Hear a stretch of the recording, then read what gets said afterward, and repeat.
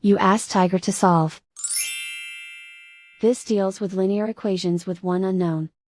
The final result is x equals 8. Let's solve it step by step. Simplify the expression.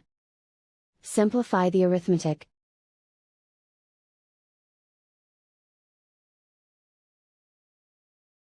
Isolate the x. Divide both sides by -7. Cancel out the negatives. Simplify the fraction. Cancel out the negatives. Find the greatest common factor of the numerator and denominator. Factor out and cancel the greatest common factor.